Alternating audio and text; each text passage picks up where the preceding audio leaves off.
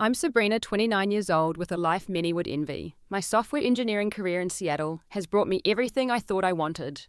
But yesterday, an email arrived from my mother after 10 years of silence. 10 years since my cousin's false accusation tore my family apart. 10 years since they chose her lies over my truth. Now they want to reconcile. The question is, after a decade of building myself back up from nothing, do I even want them back? Before I share this journey of betrayal and vindication, let me know where you're watching from and hit subscribe if you've ever had to rebuild after someone's lies destroyed everything. Growing up in Portland, Oregon, our family gatherings were the highlight of my childhood. My parents, Michael and Diana, created what I thought was an unbreakable home with me and my younger brother, James. Every weekend meant visits with my Aunt Teresa and Uncle Robert, and of course my cousin Natalie. My dad and I shared a special connection. He taught me how to code when I was just 9, sparking my passion for technology. We'd spend hours troubleshooting programs together, his patience never wavering as I learned. My brilliant girl, he'd call me when I solved a particularly difficult problem. Those words became my foundation, the belief that carried me through difficult times at school. My mother was more reserved with her affection, but showed her love through unwavering support of my academic pursuits. She drove me to every competition, stayed up helping with science fair projects, and defended me fiercely against anyone who underestimated me. James, 3 years younger, looked up to me with admiration that made me strive to be worthy of it. I helped him with homework, stood up to his bullies, and tried to be the big sister he deserved. But family dynamics are rarely simple. Despite our close relationship, I noticed early on how my parents, along with the entire extended family, treated Natalie differently. She was 2 years older than me, yet everyone handled her like fragile glass. Natalie needs extra attention, my mother would explain, when I questioned the discrepancy in how we were treated. Her home situation isn't as stable as yours. That was partially true. Aunt Teresa and Uncle Robert fought constantly, their marriage a battlefield that left Natalie caught in the crossfire. But this explanation didn't account for everything. When Natalie claimed I broke her favorite doll when we were children, despite the fact I wasn't even at their house that day, my parents still made me apologize and bought her a new one. When she borrowed my science project research in 8th grade and presented it as her own, the family praised her sudden interest in academics while dismissing my protests. These incidents established a pattern. Natalie would lie large or small, and the family would believe her without question. Looking back, I see the red flags, but at 13, 14, 15, I just accepted that this was how things were. The dynamic intensified when I entered high school. While I thrived academically, joining the robotics team and earning top grades, Natalie struggled. Each of my achievements seemed to trigger a crisis on her part. When I was elected class president, she suddenly developed debilitating anxiety about attending school. When I won a regional coding competition, she crashed her car the same day, ensuring all attention returned to her. College applications marked a turning point. I received a full scholarship to Stanford for computer science, while Natalie barely graduated high school. My parents tried to downplay my accomplishment around her, asking me not to boast about Stanford when Natalie was present. She eventually enrolled in community college, but showed little commitment to her studies. By my sophomore year at Stanford, I had settled into campus life. I loved my classes, had made good friends, and even started dating someone. Coming home for winter break in December 2013 felt like returning to a world I had outgrown, but I was still excited to see my family. The annual Christmas party at my parents' house brought the entire extended family together. I remember noticing how Natalie watched me throughout the evening, her eyes following as relatives congratulated me on my academic performance and internship offer from a major tech company. "Must be nice to have everything handed to you," she muttered when we crossed paths in the kitchen. I brushed it off, attributing her bitterness to the recent news that she'd dropped out of community college after just 3 semesters. The party ended normally. Hugs, promises to catch up more before I returned to California. Nothing to suggest the bomb that was about to detonate and destroy my life as I knew it.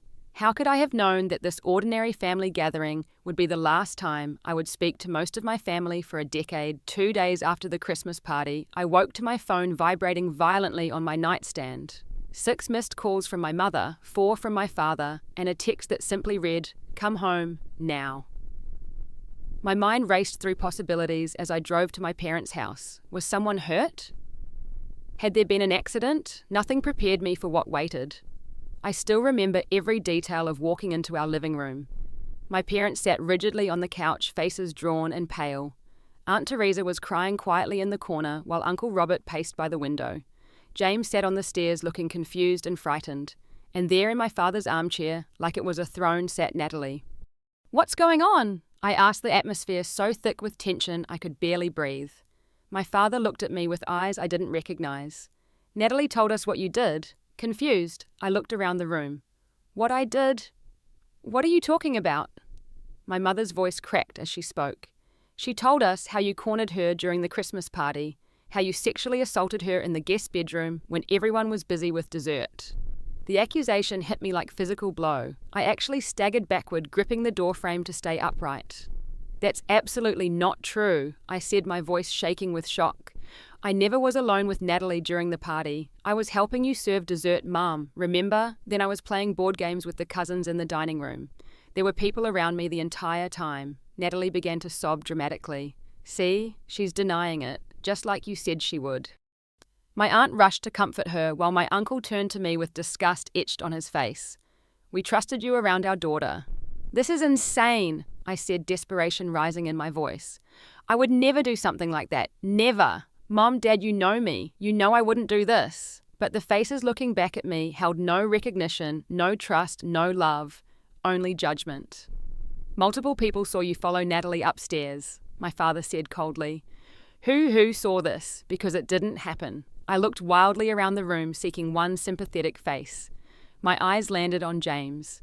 "James, you were with me playing Monopoly, remember? Tell them." James looked down, avoiding my gaze. His silence was devastating. "I want to file a police report," Natalie announced, her voice suddenly steady, despite her tears. "No," I cried out. "Please, this is a mistake or a lie. I never touched her." For 3 hours, I tried everything to defend myself. I pointed out inconsistencies in Natalie's story. I reminded them of her history of lying for attention. I begged them to think logically about the timeline and the crowded nature of the party. Nothing penetrated. "Why would she lie about something like this?" my mother kept repeating. "Because she's always been jealous." I finally exploded. "Because she can't stand that I'm succeeding when she dropped out. Because she's been lying her entire life, and you've always believed her over me." The room fell silent. My father stood up slowly. "I think you should leave now," he said in a voice I didn't recognize. "Dad, please." I whispered, tears streaming down my face. "You are no longer welcome in this house," he continued as if I hadn't spoken. "We cannot have someone who would do such a thing and then refuse to take responsibility in our family." My mother wouldn't look at me. "We raised you better than this." I turned to James, silently pleading, but he remained frozen on the stairs, eyes fixed on the floor. As I was forced to leave my childhood home, Natalie's tear-stained face held the faintest trace of a smile. In that moment, I knew with absolute certainty that she had orchestrated my destruction deliberately, methodically, and without remorse. The next week passed in a blur of unanswered calls and texts. Nobody would speak to me. Family friends crossed the street to avoid me. Rumors spread throughout our community. My father called once, only to inform me that my belongings had been packed and left in the garage. When I arrived to collect them, the door was locked with a note directing me to contact a family lawyer who had my things.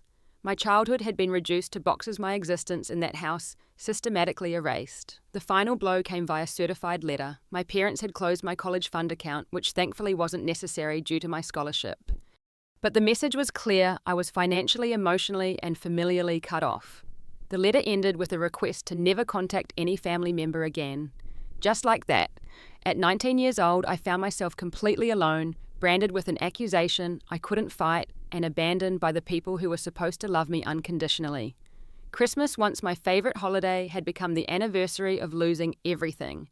Returning to Stanford after winter break, I was a shell of my former self. The confident, ambitious student had been replaced by someone who startled at loud noises and flinched when people came too close. I stopped participating in class-missed assignments and my GPA plummeted. Professor Davis, my algorithms instructor, noticed the change. After class one day, she asked me to stay behind. "Something's wrong, Sabrina," she said simply. "You've gone from my top student to someone I barely recognize. Can I help?"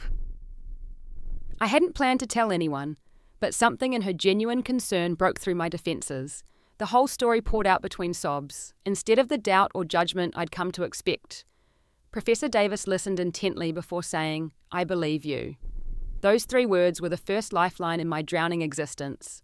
With her encouragement, I sought help from the university's counselling services. The therapist, Dr. Martin, helped me understand that what happened wasn't my fault. False accusations are rare, she explained, but they do happen especially when there's a history of jealousy and attention-seeking behaviour.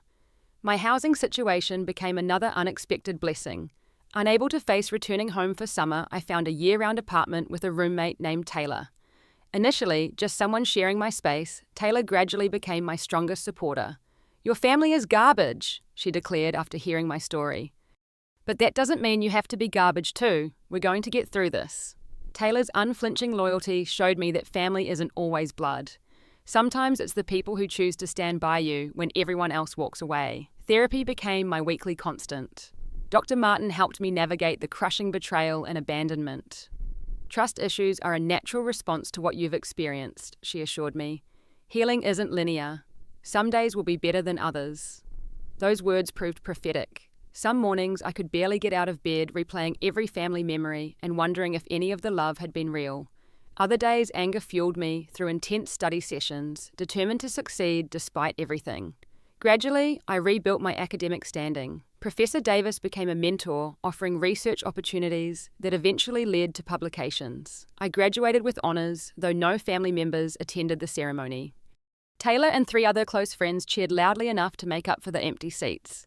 My first job offer came from a Seattle tech company. The distance from Portland felt necessary, a physical manifestation of the emotional space I needed. Starting over in a new city was terrifying but liberating. For the first time, no one knew me as the girl accused of assault. I was just Sabrina, the new software engineer with promising skills. In Seattle, I slowly built a life. My apartment became a haven decorated exactly as I wanted without considering anyone else's preferences. I adopted a cat, joined a running club, and gradually allowed myself small pleasures again. But family holidays remained almost unbearable. That first Thanksgiving alone, I ordered Chinese food and cried through a movie marathon. By the 3rd year, Taylor had instituted a Friendsgiving tradition, gathering other family refugees, as she called us. Professional success came easier than personal healing. I was promoted twice in 3 years, recognized for my innovative solutions and dedication. Colleagues respected me. My financial security grew.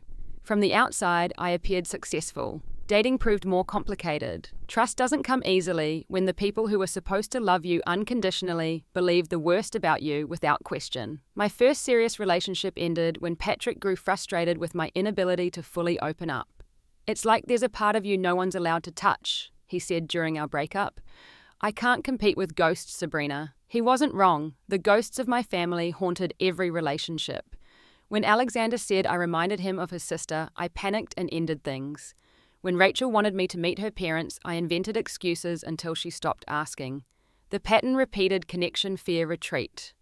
There were moments when the longing for family became overwhelming. When I received my first major promotion, I instinctively reached for my phone to call my dad before remembering. When I had emergency appendicitis, the hospital forms asking for emergency contacts felt like salt in an open wound. Twice I drafted emails to my parents. The first, sent 3 years after the accusation, received no response. The second, a year later, came back with an automated, address unknown notification. They had changed their email addresses, another door firmly closed. I tried contacting James once, sending a letter to what I believed was his college address. It returned unopened with addressee unknown stamped across the envelope. The rejection reopened wounds I thought had begun to heal. 5 years into my exile, I hired a private investigator, not to contact my family, but just to know they were okay. The report was brief: parents still in the same house, James graduated, and working in Portland, Natalie had moved to California. No major life events. Life had continued for them without me. Holidays and birthdays remained the hardest. Each December, nightmares would return, vivid recreations of that fateful family meeting. My therapist in Seattle, Dr. Wilson, suggested writing letters. I never sent away to express the feelings without the risk of further rejection. "Dear Dad," one began, "today I fixed a system bug everyone said was impossible to solve. I wish you could have seen it. I used the debugging approach you taught me when I was 12. 7 years into my new life, I had created a reasonably happy existence. Friends who felt like family, a career I excelled in, a comfortable home, But beneath it all remained an aching void where my family should have been and the unresolved injustice of Natalie's lie. 8 years after being disowned, an unfamiliar number appeared on my phone on a random Tuesday afternoon. I nearly declined the call, assuming it was a telemarketer, but something made me answer. Sabrina. A male voice somehow familiar, yet changed. Yes, who is this? It's James, your brother. The world tilted sideways. I had to sit down, my legs suddenly unable to support me. How did you get my number? I managed to ask, heart hammering against my ribs. It wasn't easy, he replied. You've done a good job disappearing. Silence stretched between us, 8 years of unspoken words creating a chasm neither knew how to cross. Why are you calling James? I finally asked, protecting myself from hope. His voice cracked. Because Natalie confessed. She made it all up, Sabrina. Every word was a lie. Time seemed to stop. The vindication I had craved for years arrived without the satisfaction I had imagined. Instead, a wave of rage crashed over me. It took 8 years for someone to question her story. My voice was barely recognizable. James explained haltingly. Apparently during a heated family argument 2 weeks prior, something in Natalie had broken. My name had come up as it occasionally did in hushed tones, and Natalie had suddenly screamed that she had lied about everything. She said she was jealous of your Stanford scholarship, James continued. She said she never thought everyone would believe her so completely, or that they would cut you off entirely. She thought they'd just give her more attention for a while. According to James, the family had been in chaos since. My parents were devastated, alternating between denial and crushing guilt. Aunt Teresa and Uncle Robert had barely spoken to Natalie since her confession, and James had finally found the courage he'd lacked as a teenager. I should have spoken up, he admitted, his voice thick with tears. I knew something was wrong with her story. You were playing Monopoly with me when she claimed it happened. I was just scared. Scared of what? I demanded, years of hurt sharpening my voice. Of losing everyone like you did, he whispered. I was 16, Sabrina. I watched them erase you completely. I was terrified. I wanted to scream at him to make him feel a fraction of my pain, but exhaustion washed over me instead. So what happens now? I asked dully. Natalie recorded a confession for the whole family, James explained. Everyone's heard it. Mom and Dad have been trying to find you for days. They want to apologize to try to make amends somehow. Make amends, as if a simple apology could restore a decade of my life. I need time, I said finally. This is a lot to process. James respected that, giving me his number and asking me to call when I was ready. No pressure, no time frame. After hanging up, I sat motionless for hours, the revelation reverberating through me. The truth I had known all along was finally acknowledged, but it changed nothing and everything simultaneously. I called Taylor immediately, her familiar voice grounding me as I explained what happened. Those absolute trash humans, she fumed. 10 years later, they want to say, oops, our bad, and just move on. Absolutely not. My therapist helped me process the shock in an emergency session. Validation can reopen trauma before it heals it, Dr. Wilson cautioned. You're entitled to every emotion you're feeling, including anger, relief, and confusion. There's no roadmap for this situation. The hardest part was the realization that despite everything, some small part of me still yearned for my family. The little girl who once believed in her parents' love hadn't completely disappeared. 2 weeks later, Natalie herself attempted contact through email. The subject line simply read, I'm sorry, as if those 2 words could possibly encompass the damage done. I couldn't bring myself to read it, forwarding it to Dr. Wilson instead. She admits fabricating everything, my therapist summarized after reading it. She says her life has been destroyed by her own lie. She's been in and out of rehab for alcohol dependency and has never maintained a healthy relationship. She says she doesn't expect forgiveness, but wanted you to know the truth. Somehow hearing about Natalie's suffering brought no satisfaction. Her self-destruction didn't restore my lost years or heal my damaged ability to trust. 3 more weeks passed before I responded to James agreeing to meet him at a coffee shop in Olympia, halfway between Seattle and Portland. Neutral territory. The vindication I had desperately wanted for a decade had finally arrived, but instead of closure, it brought a hurricane of complicated emotions. The truth was acknowledged, but the damage remained. What does justice look like when the thief who stole a decade of your life finally admits their crime, but can never return what they took? The coffee shop in Olympia was deliberately chosen for its anonymity, a place with no memories, no associations, a blank slate for this impossible conversation. I arrived 30 minutes early, selecting a corner table with a clear view of the entrance, and my back safely to the wall, old protective habits from years of looking over my shoulder. James walked in exactly on time, scanning the room anxiously. He'd grown taller, his boyish features sharpened into a man's face. The gangly teenager I'd left behind now stood as a 26-year-old stranger wearing a wedding ring I knew nothing about. When our eyes met his, filled with tears, he approached cautiously as if I might flee. "Sabrina," he said my name sounding like both a question and a prayer. I didn't stand to hug him. "James." "Patamiten." He sat across from me, hands fidgeting with a napkin. "Thank you for coming. I wasn't sure you would." "I wasn't sure either," I admitted. The initial conversation was painfully stilted. Surface details exchanged like trading cards.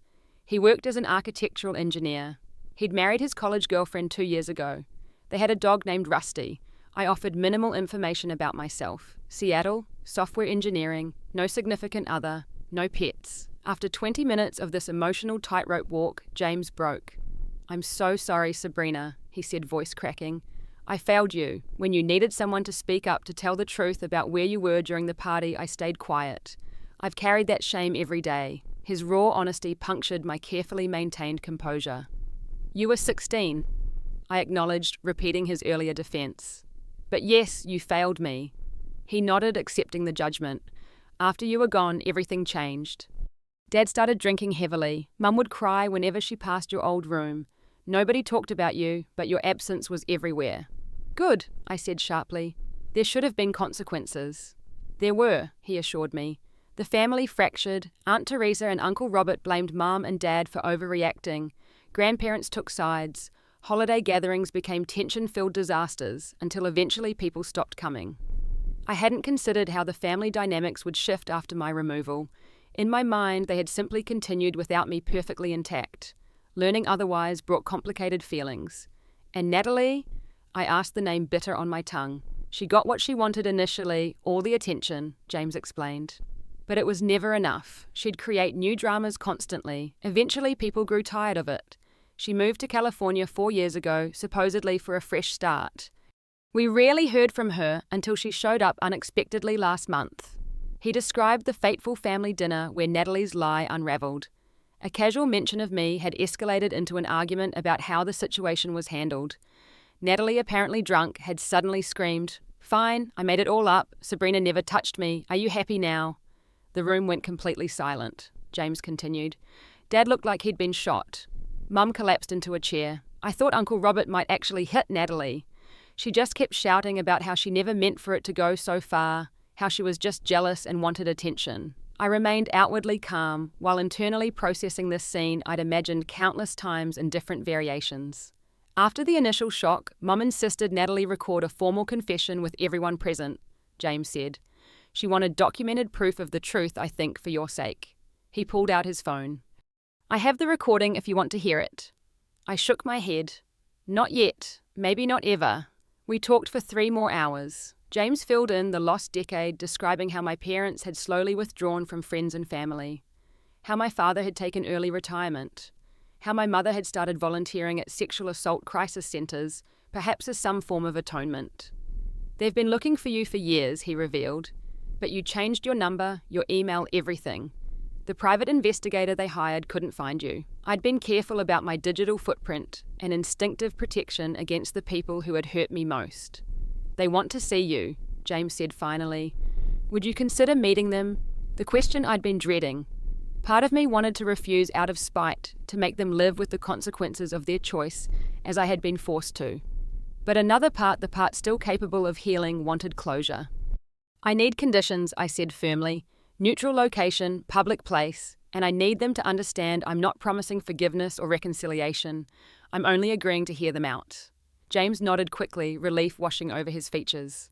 "Anything you want. They just want a chance." As we parted, he hugged me despite my stiff posture. "I've missed my big sister," he whispered. I didn't say I missed him too, though it was true. Some truths cost too much to admit aloud when trust has been so thoroughly shattered. 2 weeks after meeting James, I sat in a restaurant in Vancouver, Washington, another neutral location, waiting for the parents who had disowned me a decade earlier.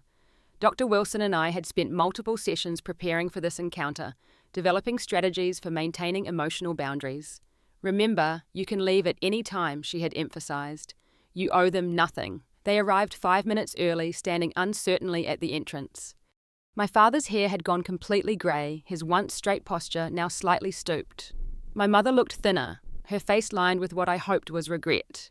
They approached slowly after spotting me, as if afraid I might disappear if they moved too quickly. "Sabrina," my mother breathed, reaching out before catching herself and withdrawing her hand. "Please sit." I said, my voice steadier than I felt.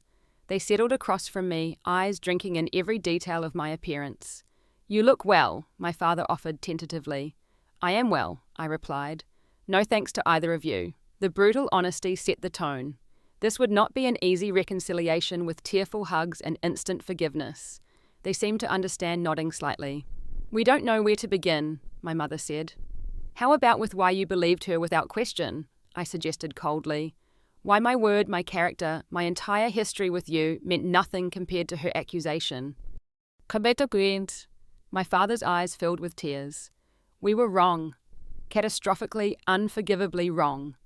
We thought we were doing the right thing," my mother added. "Believing the victim without question.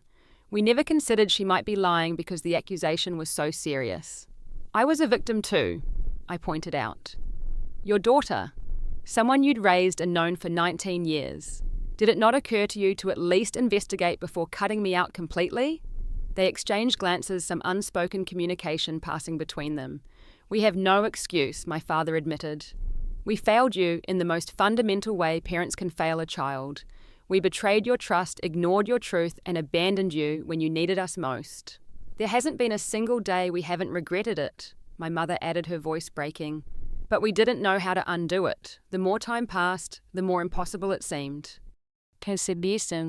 I let their discomfort stretch, unwilling to make this easier for them. "Did you ever even once consider that Natalie might be lying?" I asked. Given her history, they looked ashamed. "Not seriously enough," my father admitted. "We discussed it briefly, but Teresa and Robert were so certain, and Natalie was so convincing with her tears and details. She rehearsed those details," I said flatly. "She planned the whole thing, and you all fell for it exactly as she intended." My mother wiped tears. When she confessed, it was like the world collapsed. Everything we thought we knew, every decision we'd made based on her lie, it all came crashing down. The guilt is unbearable. "As it should be," I said without sympathy. "Do you know what these 10 years have been like for me, being cut off completely, having my family believe I was capable of sexual assault?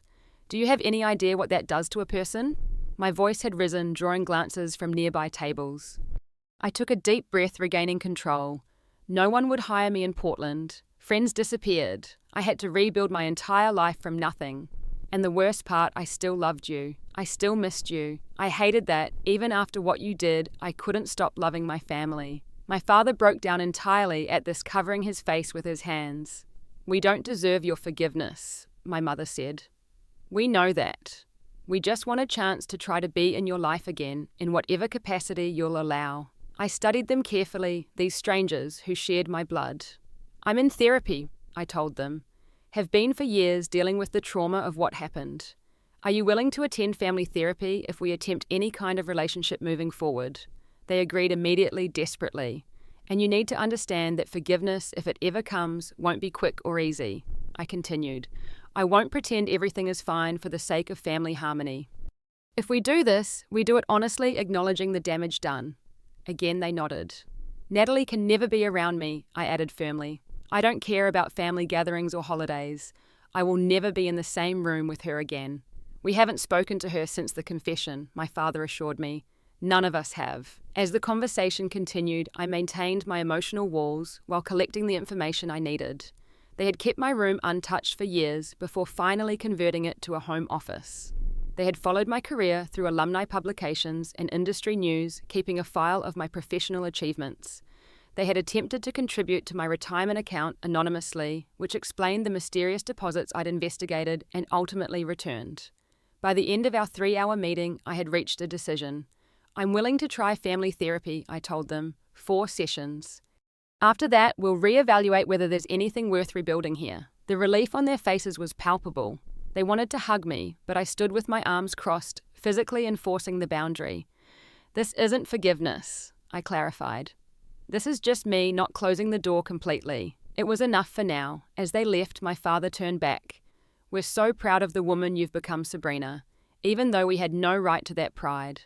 For the first time that day, I felt the wall around my heart crack slightly. Not enough to let them in, but enough to let me acknowledge that beneath the anger and hurt, I had missed having parents who were proud of me. I never planned to meet with Natalie. The woman who had deliberately destroyed my life didn't deserve the closure of an in-person apology. But when James mentioned she was entering rehab again and wanted to make formal amends as part of her recovery program, my therapist suggested it might benefit me more than her. Confronting her could help you release some anger that's been trapped for years, Dr. Wilson explained. But only if you feel ready. After much consideration, I agreed to a single meeting at Dr. Wilson's office, with her present as mediator. I established firm rules. Natalie would not touch me, would not expect forgiveness, and would leave immediately if I asked. She arrived looking nothing like the confident, manipulative cousin I remembered. 10 years had hollowed her cheeks and dulled her once vibrant eyes. She appeared physically smaller, somehow diminished by the weight of her own actions. When she entered the room, her eyes immediately lowered, unable to meet mine. She sat across from me, hands trembling visibly. "Thank you for agreeing to see me," she began, her voice barely audible. "I know I don't deserve it." I said nothing, waiting. This meeting would unfold on my terms. The silence stretched uncomfortably until she continued. "I've rehearsed what to say 1,000 times, but nothing seems adequate. How do you apologize for destroying someone's life?" "You don't," I replied coldly. "You can't." She nodded, accepting this truth. "I want you to know exactly what happened, why I did it. Not as an excuse, but because you deserve the complete truth." She described her growing jealousy over the years, how my achievements highlighted her failures, how my Stanford acceptance had triggered a deep depression, how she'd planned the accusation for weeks, practicing her tearful story, deliberately choosing sexual assault, because she knew it would be believed without question. "I thought they would just be angry with you for a while," she claimed, tears streaming down her face. "I never imagined they would cut you off completely." By the time I realized how far it had gone, I was trapped in the lie. Admitting the truth would make everyone hate me. "So instead, you let me lose everything," I stated flatly. "Yes," she whispered. "It's unforgivable. I know that." "Tell me about your life since then," I demanded, wanting confirmation of James's claims about her struggles. She detailed years of substance abuse, failed relationships, and inability to maintain employment. "I couldn't escape what I'd done to you," she explained. The guilt followed me everywhere. Alcohol was the only thing that silenced it temporarily. "Good," I said sharply. "You should feel guilty." She flinched but nodded. "I deserve that. I deserve your hatred." "You don't have my hatred," I clarified.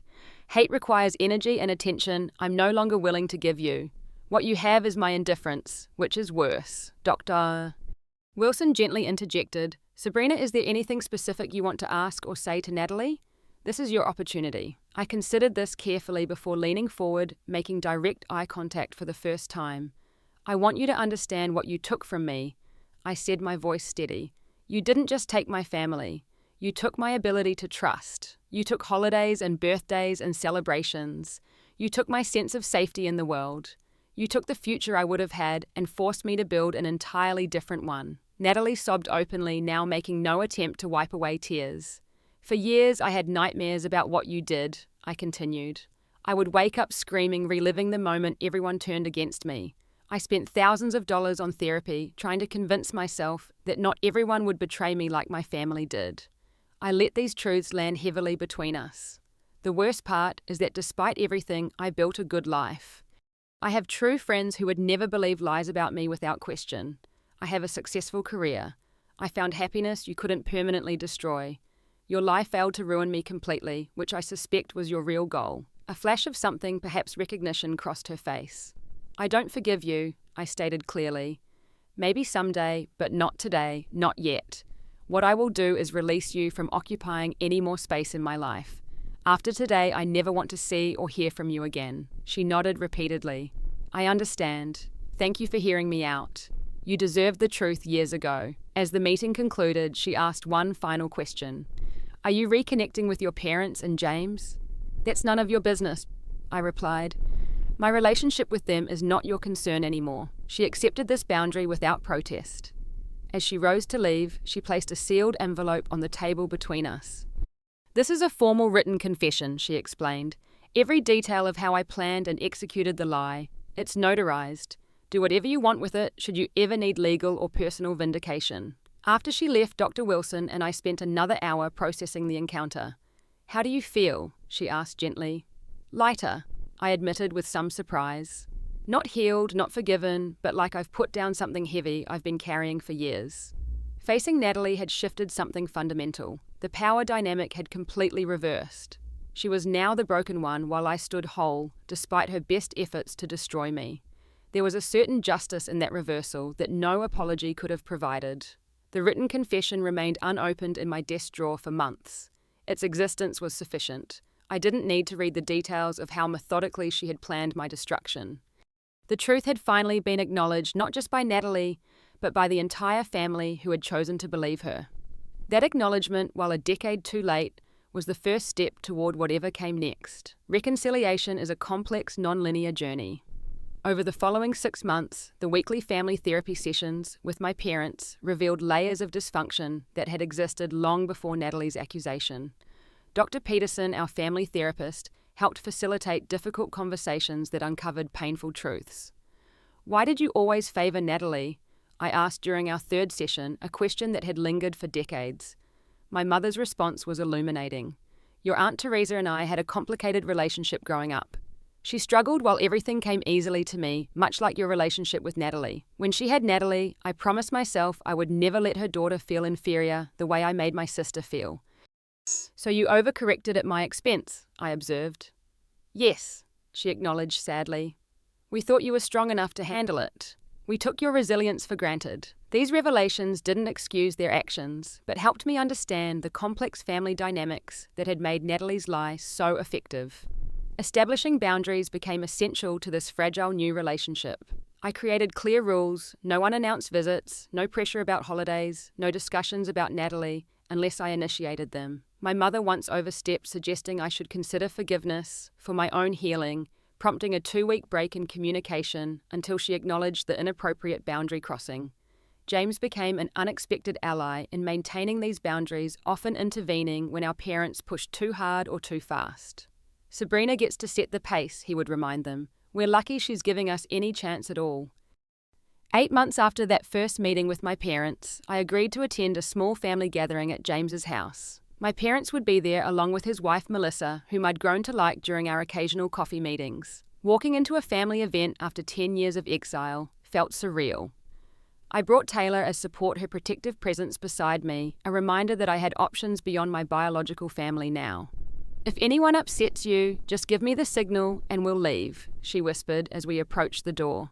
The gathering was awkward, but not unbearable. Conversation remained deliberately light, focused on safe topics like James's recent promotion and my parents' new hobby of bird watching. Beneath the surface pleasantries, the weight of our shared history pressed against every interaction. When Aunt Teresa called to wish James a happy birthday and my mother mentioned I was there, I tensed, prepared for potential drama. Instead, my aunt burst into tears, begging to speak with me. Not today, I said firmly when offered the phone. I'm not ready for that. Everyone respected my decision without question, a small victory in establishing my new position in the family dynamic. Over the next year, these cautious interactions continued. Some extended family members made overtures, sending tentative messages through my parents or James. I evaluated each case individually, allowing some back into my periphery while keeping others permanently excluded. Thanksgiving marked a significant milestone. After declining invitations for 2 consecutive years, I finally agreed to attend dinner at my parents' house. Entering my childhood home for the first time in 12 years triggered a flood of conflicting emotions. The house had changed. New furniture, different paint colours, updated fixtures. Yet beneath these surface alterations, the bones remained familiar. I avoided looking at the spot in the living room where I had stood while my world collapsed. My mother had prepared all my favourite foods, an obvious attempt to demonstrate her love in the way she knew best. My father hovered nervously, clearly restraining himself from the affection he wanted to show. When a distant relative made a thoughtless comment about leaving the past behind, Taylor jumped in before I could respond. The past isn't something you simply leave behind when someone stole a decade of your life, she said pleasantly but firmly. Sabrina gets to process this however and for however long she needs. The relative flushed with embarrassment and my father nodded in agreement. Taylor's right, he said. We're following Sabrina's lead here. These moments of support of others standing up for my right to set boundaries gradually rebuilt tiny fragments of trust. My professional success continued throughout this period of personal turbulence. I received a major promotion, becoming the youngest senior engineering manager in my company's history. When I shared the news during a family dinner, my father's pride was palpable. "That's my brilliant girl," he said automatically, then froze clearly, afraid he'd overstepped by using his old term of endearment. The familiar phrase unlocked something in me. "Thanks, Dad," I replied quietly, allowing the small connection to our past. My personal life evolved as well. After years of keeping potential partners at a distance, I met Daniel, a kind-hearted data scientist, whose patience with my trust issues never wavered. "Take all the time you need," he said, when I explained my complicated family history. "I'm not going anywhere." 6 months into our relationship, I introduced him to Taylor and my other close friends, who subjected him to what they called the Sabrina Worthiness Evaluation. When he passed with flying colours, I took the bigger step of introducing him to James and my parents. "They're going to love him," Taylor assured me beforehand. "But remember, their approval doesn't matter. Yours is the only opinion that counts." The meeting went surprisingly well. Daniel charmed everyone with his genuine interest in their lives while maintaining appropriate distance, clearly following my lead in all interactions. 2 years after Natalie's confession, I received an unexpected email from my high school friend Ashley, who had distanced herself after the accusation. "I recently heard what really happened," she wrote. "I should have believed you. I should have been there for you. I'm so sorry." Similar messages trickled in as the truth gradually spread through our old social circles. Some I acknowledged with brief responses, others I simply deleted, unwilling to reopen those particular wounds. Family therapy continued, though less frequently. During one session, my mother asked a question that revealed how far we had come and how far we still had to go. "Will you ever fully forgive us?" she asked hesitantly. Dr. Peterson started to intervene, but I held up my hand, wanting to answer honestly. "Forgiveness isn't a destination," I explained. "It's a process, one that ebbs and flows. There are moments I feel close to peace with what happened and moments that anger returns full force. I'm not sure complete forgiveness is possible when the damage was so profound, but I'm here. Aren't I? That's its own form of forgiveness." My father nodded, tears in his eyes. "That's more than we deserve. The journey continues. Some days are easier than others. Sometimes I look at my parents and feel only love. Other times the betrayal rises fresh in my throat. But we move forward one careful step at a time, building something new from the ashes of what was destroyed. The truth is, family isn't just about blood. It's about who stands beside you when the storm hits. Taylor, Daniel, and my chosen family proved that. But there's also power in reclaiming pieces of what was taken, in rebuilding connections on my terms with boundaries firmly in place. If you're listening to this and struggling with family betrayal or false accusations, know this: surviving doesn't mean forgetting. It means building a life where the pain no longer controls your every decision. It means recognizing your own strength.